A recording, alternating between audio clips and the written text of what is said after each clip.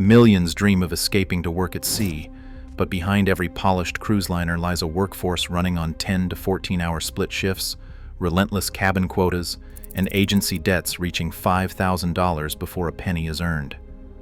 Crew members might clean 20 rooms before breakfast, serve 3,000 meals a day, and share cramped bunks with strangers for months on end, all for a job that promises adventure but drives constant burnout. This is how the myth meets the reality of cruise ship labor. So what does life really look like on Deck 2, and why is almost everyone replaceable? Room attendants step onto the clock before sunrise. Their assignment is to clean, restock, and prepare between 12 and 20 guest cabins before the first breakfast shift ends. Each room must be spotless, bed linens changed, bathrooms scrubbed, towels folded with sharp corners before guests return from the buffet. The pace never lets up. On turnaround days, every cabin on the manifest flips in a matter of hours, with supervisors checking off quotas against the clock. Missing a target can mean a warning, or in some cases a fine deducted from the next paycheck. Down in the galley, the pressure is different, but just as relentless. Cooks and stewards move through a cycle that starts at 5 in the morning and runs until well after midnight. 3,000 meals cycle through the kitchen every day: breakfast, lunch, dinner, and midnight snacks. Each service brings a new rush, prepping eggs by the hundreds, grilling steaks, plating desserts, and clearing plates as fast as they arrive. Crew work split shifts, often 6 to 8 hours in the morning, then another 4 to 6 at night, with just a few hours off in between. The official schedule might say 10 hours, but the reality rarely fits the paper. Most staff log 12 to 14 hours daily, 7 days a week, for months at a time. The pace is designed for efficiency, not comfort. Every minute is measured against guest expectations and management checklists. Breaks are short, and the next shift is always waiting. By the end of a contract, exhaustion is the rule, not the exception. The system keeps moving, but the people inside it are always racing to keep up. Crew cabins are narrow rectangles tucked deep inside the ship, often below the waterline. 2 to 4 workers share each space, sleeping in stacked bunks with just enough room for a locker and a suitcase.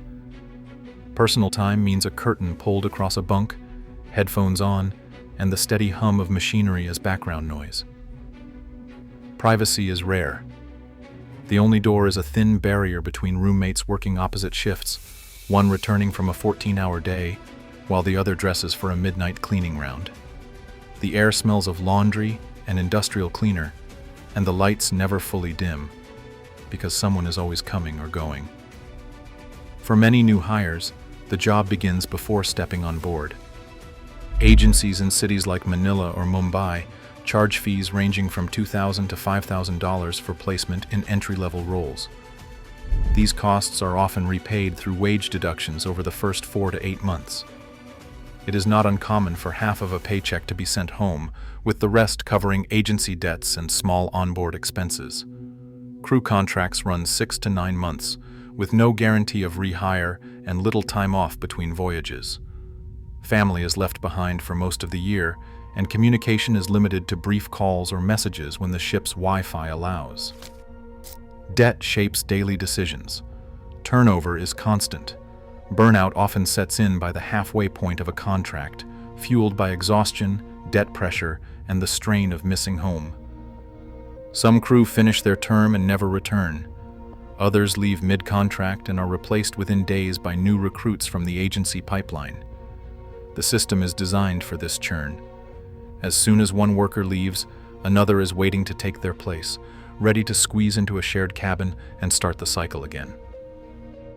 Reception desks become the nerve center of the ship from the moment guests board. Each shift brings a steady stream of questions, complaints, lost keycards, and requests, often more than 100 guest queries in a single day. Receptionists must memorize deck layouts, event schedules, and dining hours, while logging every interaction for management review. Their performance is measured not just by speed, but by guest satisfaction scores, which can affect contract renewal or tip eligibility. Activities staff operate on a similar treadmill. 5 to 7 events run daily, trivia sessions, dance classes, game shows, each requiring setup, hosting, and cleanup. Schedules can change without warning if weather or guest demand shifts.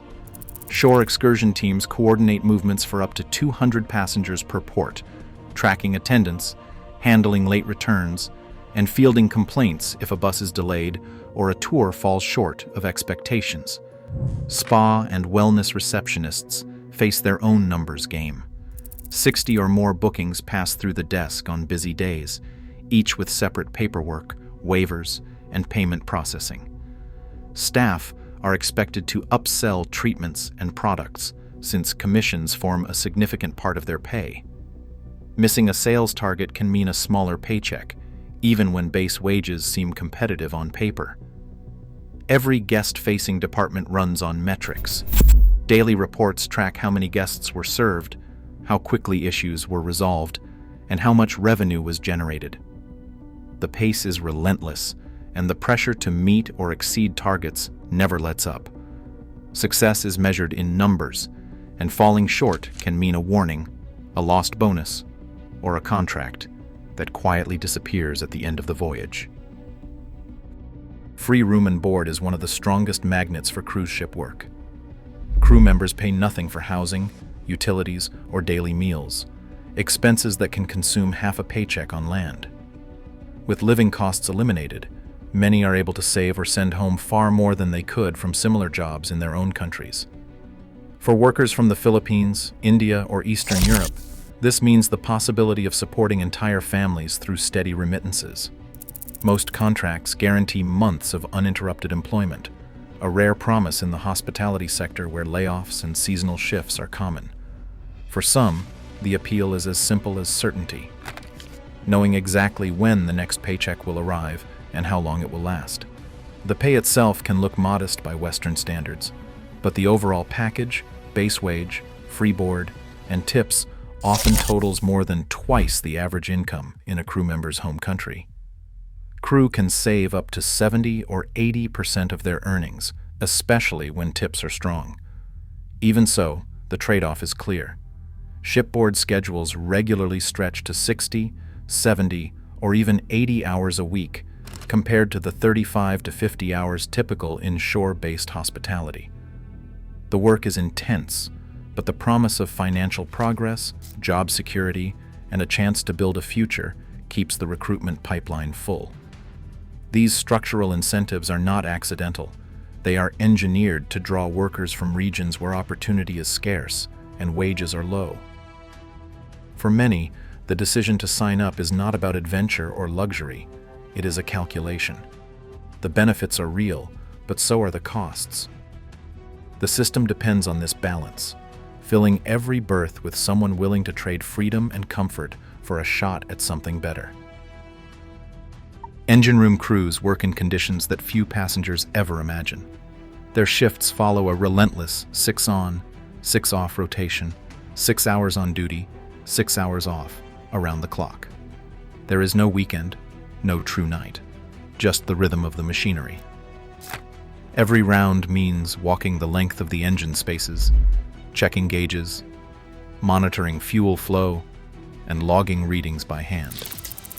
Most ships require 4 to 6 full rounds per shift, each one a circuit through an environment that rarely drops below 100 degrees Fahrenheit. The roar from turbines and generators hovers near 100 decibels, a level of noise that makes conversation impossible without shouting, and that leaves ears ringing long after a shift ends. Protective gear is standard, but sweat soaks through uniforms within minutes.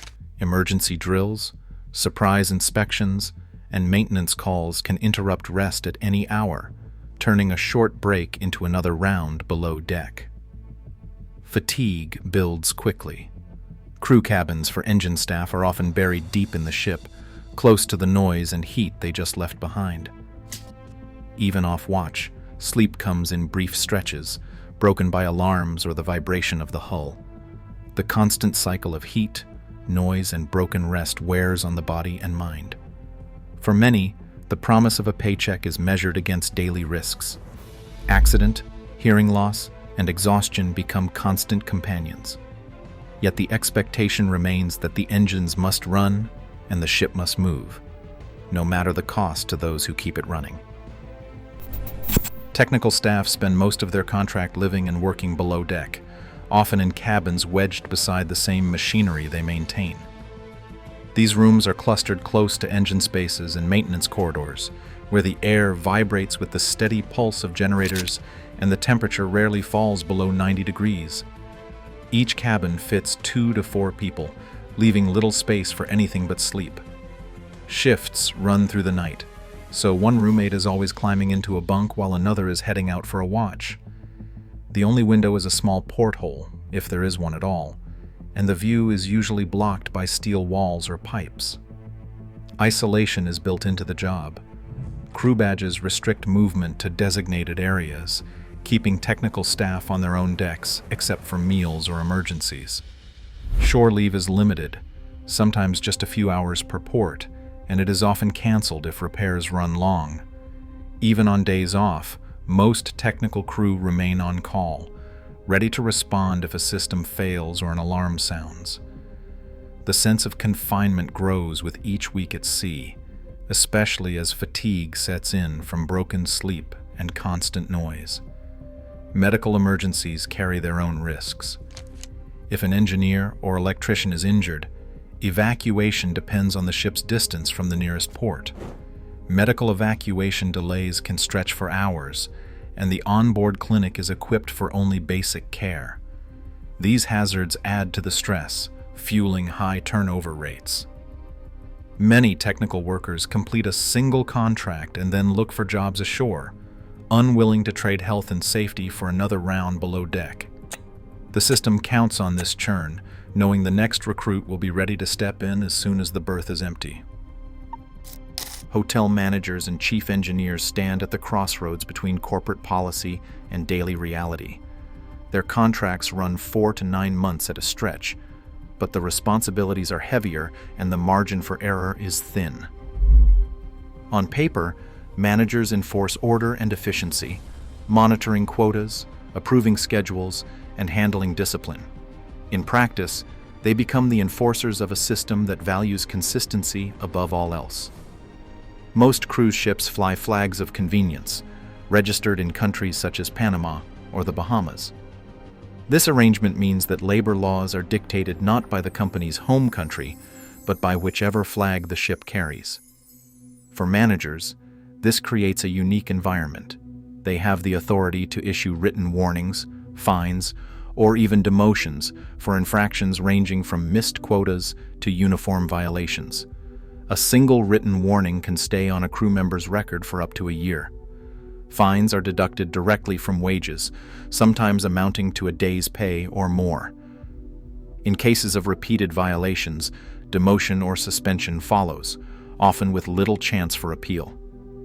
The flag state rules rarely side with the worker, and disputes are settled by internal review, not independent courts. Managers live in semi-private cabins, an upgrade from the bunkrooms below, but still a far cry from guest suites. Their days stretch 12 to 14 hours, starting before sunrise and ending long after the last guest event. On port days, the workload surges as crew rotations, supply deliveries, and guest movements all peak at once. Every department, from housekeeping to engine maintenance, reports up the chain, and any failure reflects on the manager's record. Even off duty, they remain on call, ready to address emergencies or last-minute changes. Mobility is restricted by badge access, and shore leave is often limited to a few hours if it happens at all. Enforcing discipline takes a toll. Managers are expected to uphold efficiency targets set by headquarters, even when the reality on board makes those goals nearly impossible. The pressure to deliver results, maintain order, and minimize complaints leaves little room for leniency. For many, the promise of advancement or a higher salary on the next contract is weighed against the daily strain of being both supervisor and enforcer. The system depends on this middle layer to keep the operation running, no matter how high the turnover or how difficult the conditions become. On the bridge, the captain's workday never truly ends. The official schedule divides into a 4-on, 8-off watch rotation, but the title carries a different kind of weight. Every decision, from course changes to emergency drills, falls under the captain's authority. Navigation, weather, and guest safety all converge in a single office high above the waterline, where the view is panoramic, but the isolation is absolute. Unlike the crews below, the captain occupies private quarters and sets foot in guest areas only for formal appearances. Yet privacy is an illusion. Calls from department heads, headquarters, or port officials can come at any hour. Time zones shift as the ship moves, disrupting sleep and stretching days into a blur. Even during scheduled rest, the captain remains accountable for every alarm, every mechanical fault, and every incident on board. The legal burden is constant. International regulations, flag state requirements, and company policy all intersect on the bridge. If something goes wrong, a collision, a medical emergency, a missed port, the responsibility lands squarely on one person, no matter how many layers of staff stand between the event and the captain's chair. Responsibility sits at the center of every decision. Compensation reflects this level of risk. The average cruise captain earns around $104,000 a year, a figure that sounds impressive until measured against the hours and scrutiny involved. There are no true days off while at sea. A captain's contract might last only 4 to 6 months, but the intensity of the role compresses years of stress into each voyage. Mistakes can end a career in a single moment, with investigations stretching across jurisdictions and headlines traveling faster than the ship itself. Isolation deepens as rank increases. Contact with the outside world is limited, and friendships on board are complicated by authority. The captain is both leader and final judge, responsible for enforcing discipline, resolving disputes, and protecting the company's reputation. The bridge is a place of control, but also of solitude, where even small decisions carry consequences that ripple through every deck below. In the end, the system relies on this apex of responsibility, one figure at the top, accountable for everything that happens on board, 24 hours a day.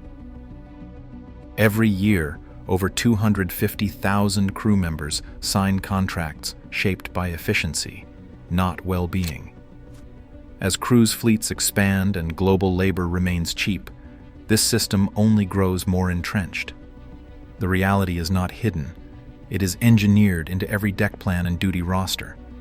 The ships keep sailing, but for those below deck, escape is not just about leaving the sea. It is about breaking a cycle. Share your thoughts below.